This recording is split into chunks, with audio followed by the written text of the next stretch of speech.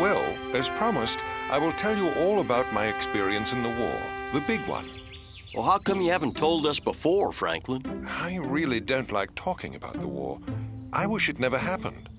On the other hand, I'm still so proud of having the opportunity to serve with others whose bravery and courage made a real difference. You mean braver than jumping ramp to ramp? Yes, even braver than that. Whoa! Let's see. Where should I start? We all lined up for inspection in front of our new commanding sergeant. Franklin, are all your flashbacks going to be in black and white like that? Well, yes, we didn't have color back then. So, we all lined up for inspection. Mr. Morgan was there, and Elrod too. We had heard that our sergeant was one of the toughest, and we were a bit worried. And then, to our surprise, it was C.J. Willie. CJ, it's really you. I can hardly believe it. Get back in line, soldier. You're at attention. Suck in those fenders and wipe that smirk off your grill. I guess life in the army was going to be different. C.J. ordered me to start peeling a mountain of potatoes for behaving like that. Sorry I had to treat you like that, Franklin. I was just really surprised and happy to see you. I was just as happy, Franklin. But I'm your sergeant now and need to treat me with the proper respect, and you will follow orders. In front of the other soldiers, I had to assign you this duty, to set a proper example. I understand. I'm just glad I don't really have to peel all these potatoes. Oh, you still do have to peel all those potatoes. Basic training was really hard.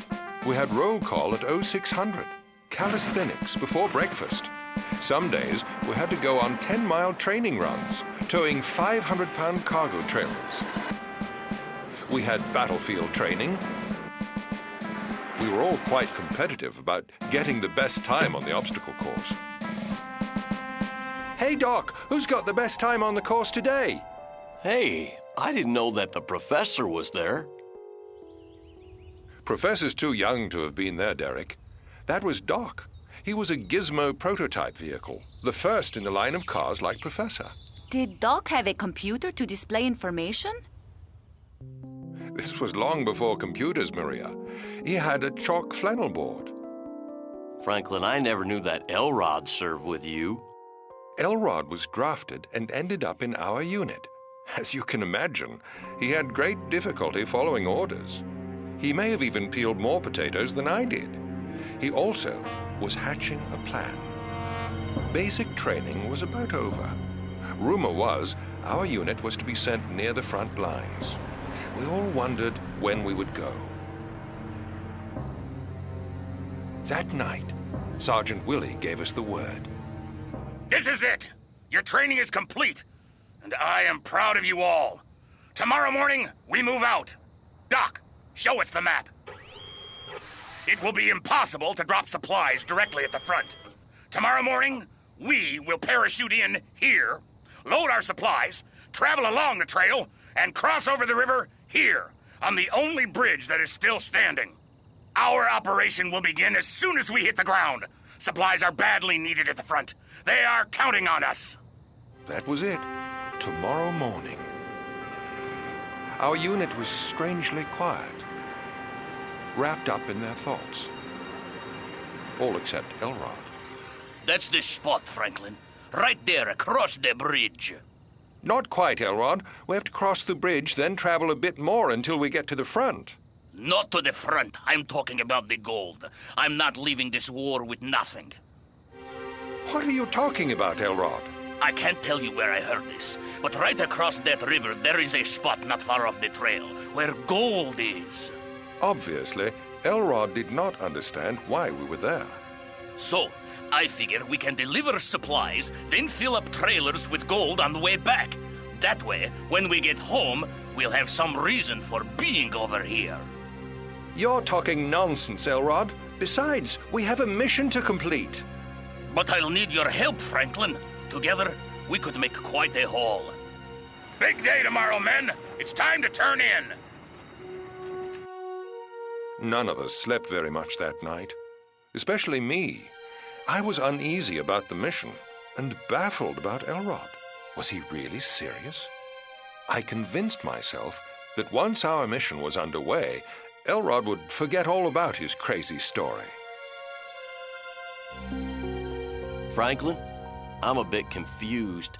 This is a great story and all, but isn't the word for today citizenship?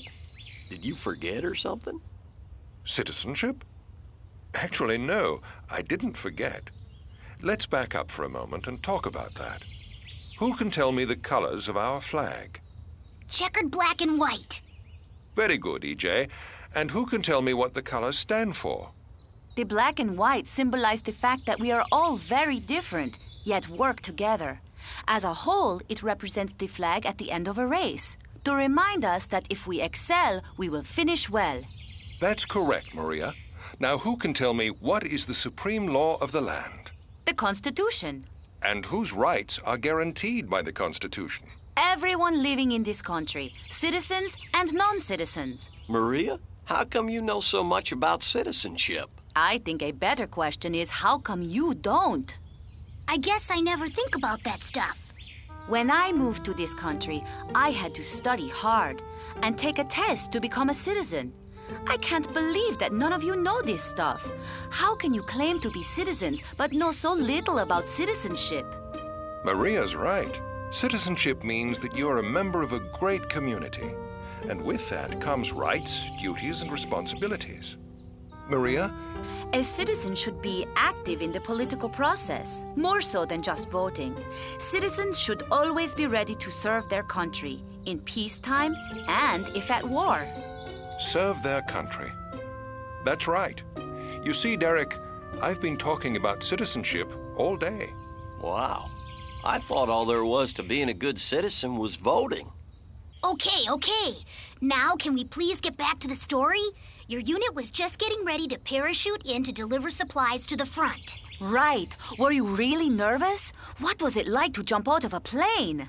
And what about Elrod? It sounds to me like he could jeopardize your entire mission. Actually, I'm really glad that I'm finally telling you this story. But it's been a long day, and this old car is pretty tired. Franklin, you can't stop now. I'll be happy to continue tomorrow, but only if you promise to think seriously about your citizenship. We have the privilege of living in a beautiful, peaceful place, and our freedom does come with a price. But I believe the price is worth it. See you all tomorrow.